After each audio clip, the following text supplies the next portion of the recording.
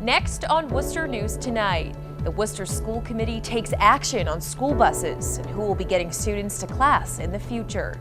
Plus, Congressman Joe Kennedy will announce he's challenging a fellow Democrat, but at least one political analyst wonders if there will be a race.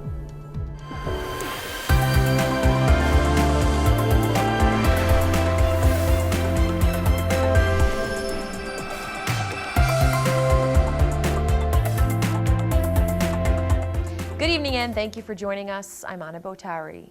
Administrators and first responders in Barrie train on how to react in an active shooter situation. Tonight they participated in a simulation held inside Quabbin Regional High School. Our Cam Jandro has the story. 505, 509, we have a lockdown, 800 South Street, Quabbin High School. We have an active shooter in the school. A police officer walks the halls of Quabbin Regional High with a rifle.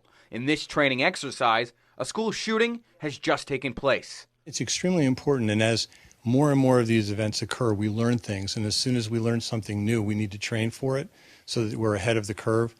We say these things will never happen, but God forbid it does. We want to be able to communicate, have the same language. The suspect has been neutralized. Volunteers simulating victims lay on the ground. Annual drills like this have become a major part in the school's safety preparedness. It's a possibility. We don't dwell on it, we prepare for it, and we know that with all of the protocols that we have in place, we feel very confident that our students are safe. But we always have to be prepared for every type of emergency. And we've used a lot of the recent school shootings as case studies to try to learn lessons learned. And a lot of those studies are based upon the training that we're doing tonight. We're using the lessons learned from that. Superintendent Sheila Muir sits in the control room while police and fire departments load casualties into body bags. For Muir, it's an unfortunate truth the district hopes to prevent and must be ready for at all times. I think people would be concerned if we weren't actively preparing for every type of emergency situation that could occur in our schools. Now, the superintendent says an active shooter drill is unfortunately just as common now as your average fire drill. The police department, fire department, and school department say while they're actively training to make sure they're ready for a situation like this, these are skills they never want to have to use. In Barrie, I'm Cam Jandro, Worcester News Tonight. The big ticket item at the Worcester School Committee meeting tonight, whether or not to re-up the bus contract with Durham School Services. And after a long debate, committee members voted to keep working with the school bus company. The school committee voted 5-2 to offer Durham School Services a 2-year contract with an option for a 3rd year. There were several motions, including transitioning to have the city take over transportation operations by next summer.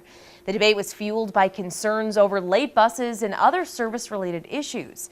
School committee member John Foley voted against the contract. He says he was concerned with several factors when making his decision.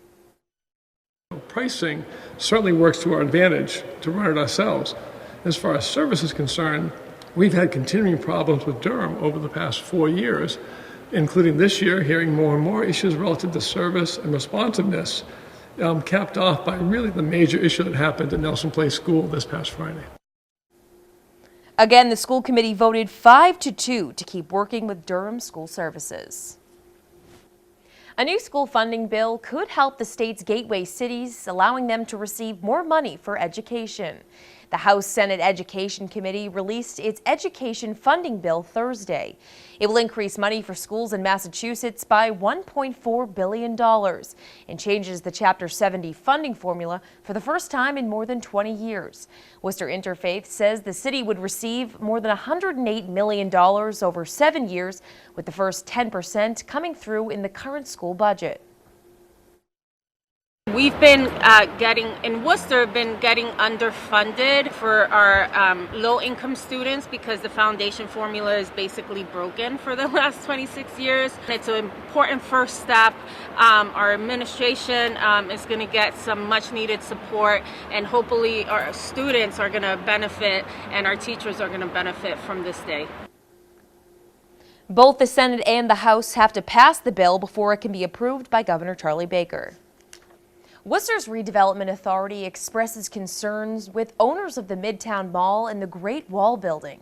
The authority could vote soon on eminent domain proceedings for the properties if the owners fail to provide updates on their plans. The WRA requested the owners do so at Thursday's board meeting, but neither did. The board members were not happy that, we expected an update, wanted some status reports, wanted to understand what the owners' capabilities were in moving these very dilapidated properties into a state from disrepair to highest and best use. And we didn't get that.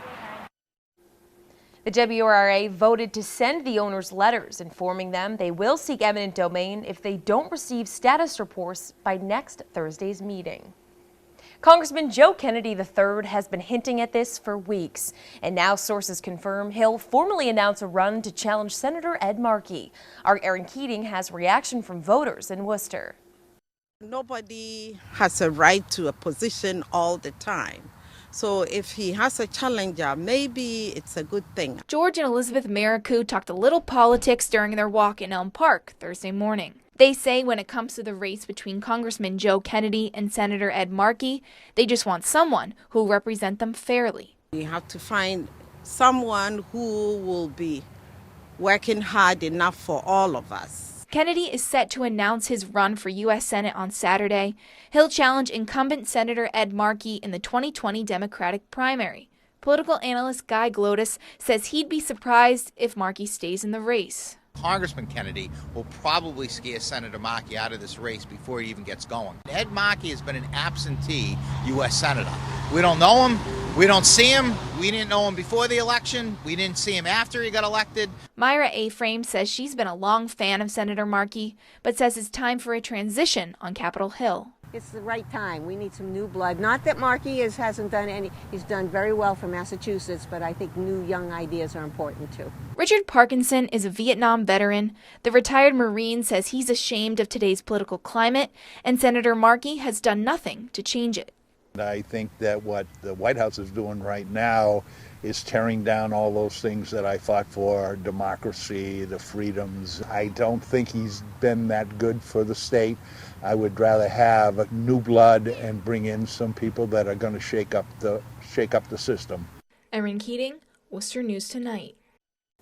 Worcester police are asking for the public's help in an August shooting investigation. Police shared these pictures on social media, saying they need help identifying the men in the image, along with the owner of the blue vehicle. The investigation centers around a shooting on Edward Street on August 27th. Anyone with information is asked to contact police. Nationally acclaimed author and Worcester native Jared Krososka comes home Thursday to share an important message with children. Krososka was once a student at the Gate Lane Elementary School. He and District Attorney Joseph Early Jr. met with kids to demystify what it's like to write a book and talk about addiction. Krososka's new book discusses what it's like to have family members who are addicts and how they can deal with it. Spending time being creative and being alone with your thoughts is just so integral to your ability to process life or to get an escape from life. Be delivered a message, whether it be children or adults, that this can happen to anyone. And it can happen with one pill, it can happen with 2 pills. Krososka's book is titled Hey Kiddo. TSA agents find a loaded gun in a woman's carry-on bag at Worcester Regional Airport. The TSA says the agents discovered the loaded .22 caliber handgun while the woman was going through security Wednesday. This is the only firearm TSA has found at Worcester Airport this year. A state police spokesman says the woman does have a license to carry and was not charged. She was allowed to bring the weapon home and rebook her flight. We're learning the man charged with attacking a Worcester police canine was also charged with domestic assault in another incident. According to the Telegram and Gazette, 41-year-old Joseph Perez was released on bail a week before the canine attack for another case. Prosecutors say he attacked his longtime girlfriend. Perez is charged with stabbing canine Beebs in the head with a screwdriver. He was sent to Bridgewater State Hospital for an evaluation last week. A damaged water line impacting water pressure closes Worcester's trial court for the day. The Worcester County District Attorney's Office says a burst water pipe forced them to close. It triggered a fire alarm and the building was evacuated. Repairs are underway. The courthouse is scheduled to reopen Friday.